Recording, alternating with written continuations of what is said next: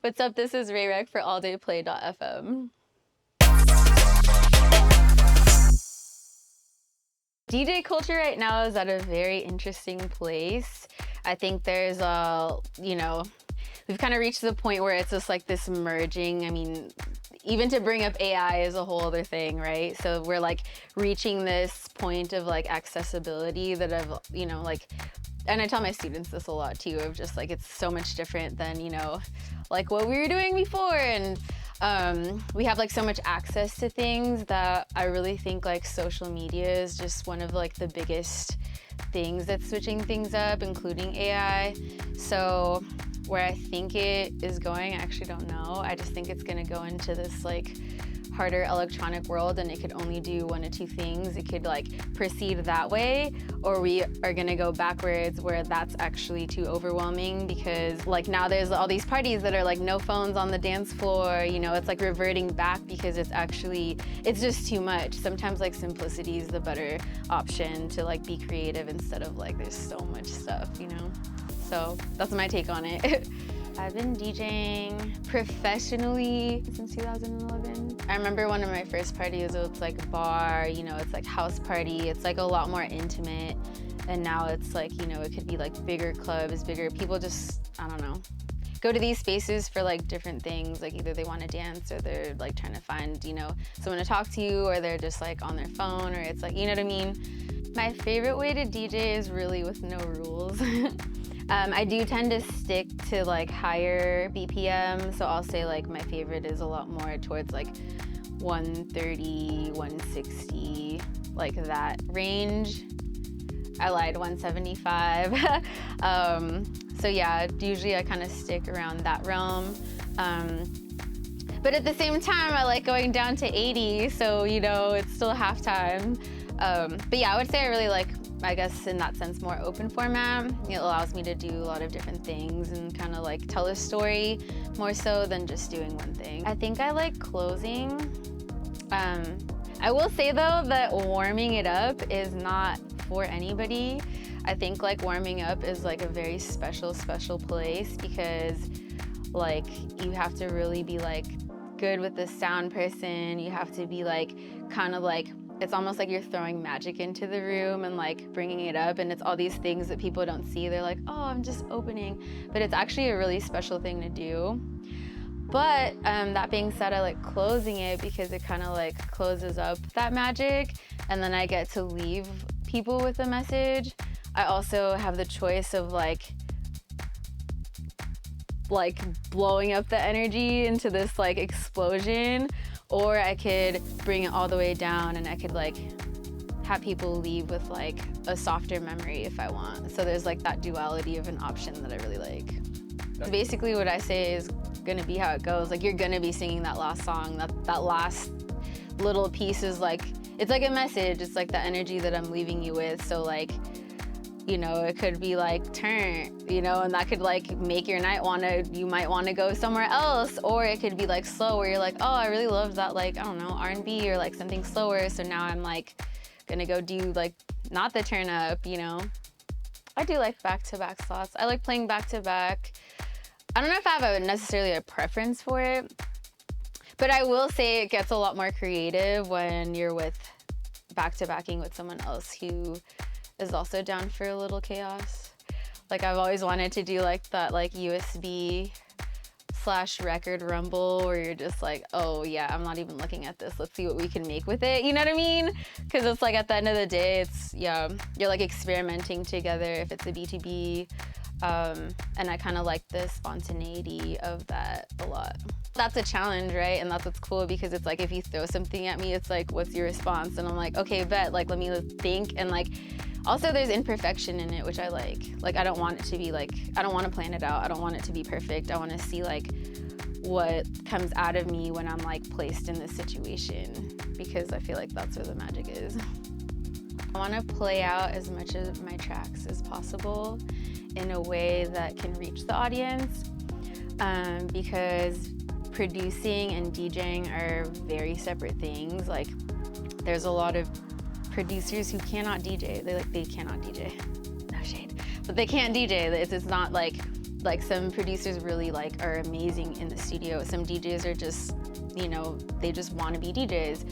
But I think that bridge, because I'm a dancer, so like in between, like that is like my motivation. It's like I'm dancing first. I'm always a dancer inside, right? Then when I'm producing, it's like a different thing, because like it's like I'm thinking about dancing, but I'm like merging like other emotions. So if I could like merge those two, where it's not just I'm only in the studio like pouring my feelings, I'm also thinking about dancing, and if I could merge those onto the dance floor to be, you know, something that people can listen to and people can understand and dance to, that would be like perfect.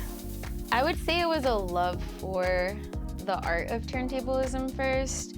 I think I always collected records. I always like put, you know, like mixtapes together in like high school, and like I always like collected things. But I feel like there was a point where it turned into writing for me.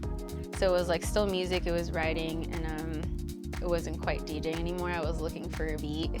So I was doing some rap shows, and I wanted a specific sound, and I ended up just kind of like messing around with like mostly beat making. Like, you know, I was like scratching a little more at that time. I do it a lot less now, but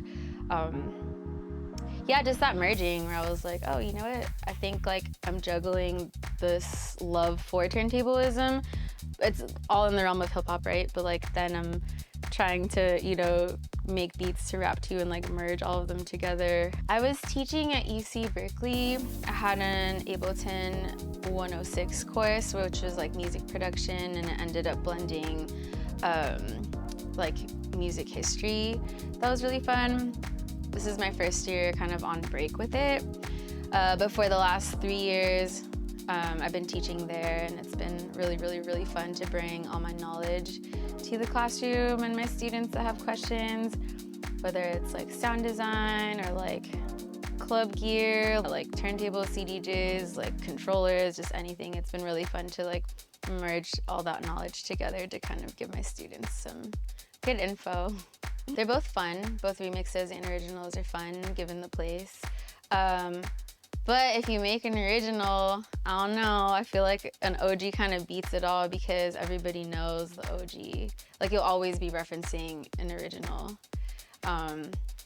But yeah, now we live in a world of like everything's a remix and a mashup and a blend. So I'll say like culturally that's kind of winning, but if I were to choose which one to do, I would be the OG.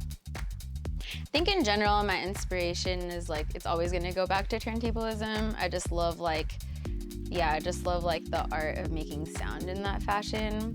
And then genre-wise, I think I'm really influenced by just Chicago sounds and like Detroit sounds, and a lot of like, yeah, like West Coast kind of like hip hop and funk. What makes a song perfect, I think, is, I really love when it drops you into your feels.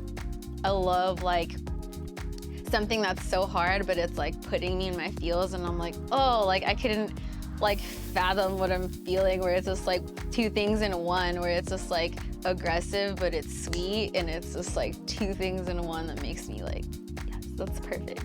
Man, I just really don't like social media lately. I think my hot take is just like actually getting off it and then like doing your thing. Cause yeah, there's like so much more like takeover of like loss of skill due to social media and just the imagery of it versus the actual skill.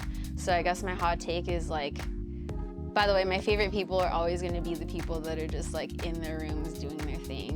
And, you know, and obviously outside, but I think like there's something special about somebody that doesn't expect like more. It's like you're really like in your room like scratching, you're really in your room like trying it. Like it's not for an exposure, it's not for like the likes or something like that. You're just like, oh, I'm just in my bag for me, right?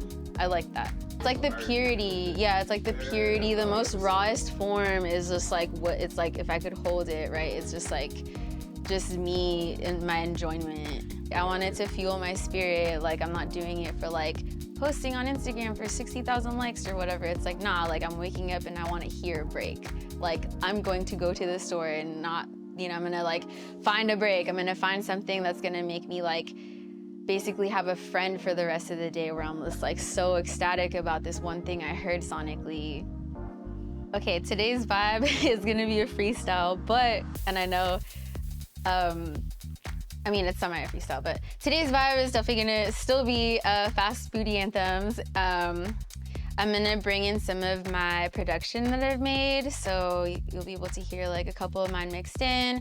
I have some records that I recently bought that haven't totally listened to, so I'll put like 1 or 2 on just to get a feel for it and see how it blends into the set. So yeah. What's up? This is Ray Reck, and I'm on 480p.fm.